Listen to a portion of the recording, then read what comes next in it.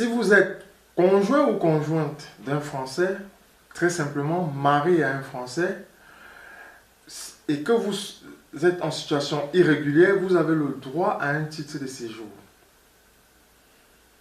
Bien qu'il soit un titre de séjour de plein droit, il y a des conditions au préalable à remplir pour pouvoir obtenir ce titre de séjour.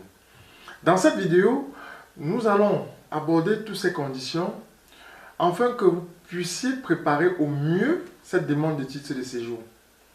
Et il est important aussi de savoir que, en cas de divorce de votre conjoint français, ce titre de séjour peut vous être refusé de renouvellement. Nous allons aborder tous ces sujets dans cette... Parmi les conditions au préalable à remplir avant de faire toute demande de titre de séjour, dans un premier temps, vous devez vous rassurer que votre conjoint français ne soit pas déchu de sa nationalité au moment de votre demande. De ce fait, il doit présenter sa pièce d'identité nationale ou son certificat de nationalité. Ensuite, vous deviez justifier de 6 mois de vie commune. Et ensuite, vous deviez justifier de ne pas vivre en état de polygamie. Dans ce cas, vous allez être appelé à signer une attestation sur l'honneur de non-polygamie. Cette attestation peut vous être fournie au niveau de la préfecture ou vous pouvez aller sur Google et le télécharger et le remplir tout simplement. Ensuite, vous deviez justifier d'être rentré sur le territoire national de manière régulière.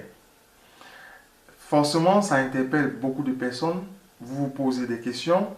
Ne vous inquiétez pas, nous allons aborder ce sujet dans la suite de cette vidéo. Bien que vous avez l'obligation de rentrer sur le territoire français de manière régulière, il y a des exceptions à la règle. J'y reviendrai.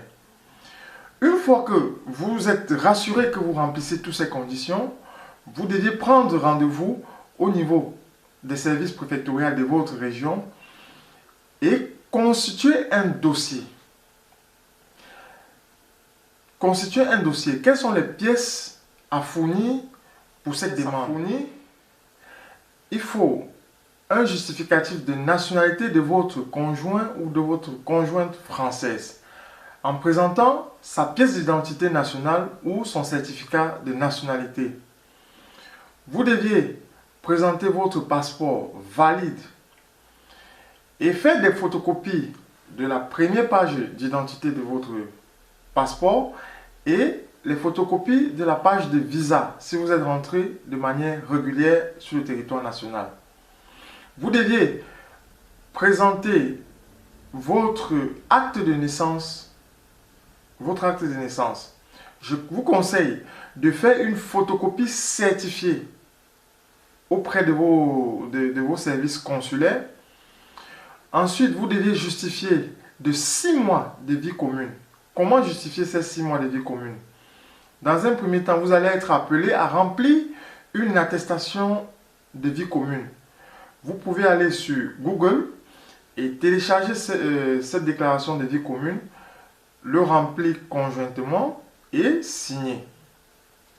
Comme justificatif, vous pouvez présenter une attestation de la CAF à vos 2 noms, un relevé de compte bancaire commun à vos 2 noms, votre avis d'imposition à vos 2 noms, avec des factures d'électricité et de gaz à vos 2 noms.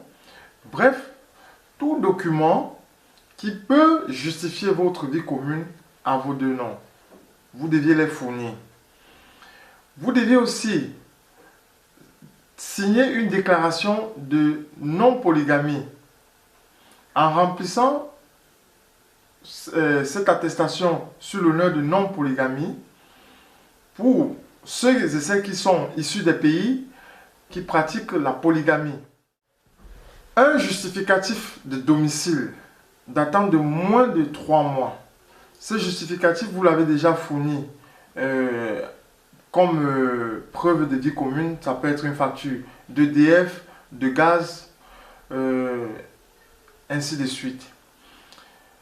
Et vous devez aussi présenter tout autre document qui justifie votre intégration sur le territoire français. Si vous êtes membre d'une ou de plusieurs associations, vous pouvez aussi fournir des attestations de ces différentes associations dont vous militez, ou bien des attestations des individus, des amis, des proches, qui peuvent attester de votre intégration en France. Et pour ce fait, ces attestations doivent être accompagnées de leur pièce d'identité recto verso.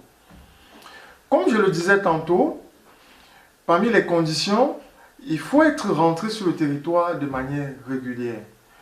Il peut arriver que vous soyez rentré de manière irrégulière et que vous ayez un enfant né sur le territoire français.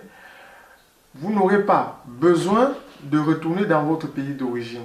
Ça annule cette condition.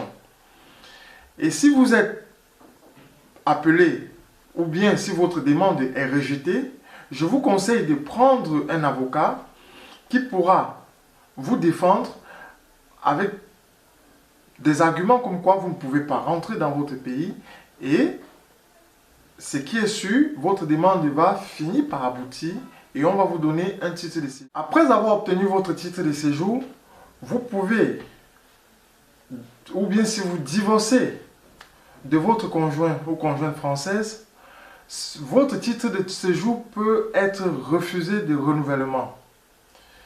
Il y a deux conditions pour que ce titre de séjour soit renouvelé. Si votre conjoint ou conjointe française soit décédé, ou au cas contraire, si vous avez divorcé pour des raisons de violence conjugale. Et pour cela, vous devez justifier par une décision de justice ces violences conjugales avec toutes les preuves qui comportent, que vous devez prouver. Dans ces deux conditions, votre titre de séjour peut être renouvelé. Au cas contraire, votre titre de séjour ne sera pas renouvelé. C'est ça, c'est la réalité et c'est comme ça. Si vous avez toute autre question, n'hésitez pas à me les poser en commentaire. Et si vous avez aimé cette vidéo, je vous invite à liker la vidéo, à la partager et surtout à activer la cloche de notification pour ne manquer aucune de nos vidéos.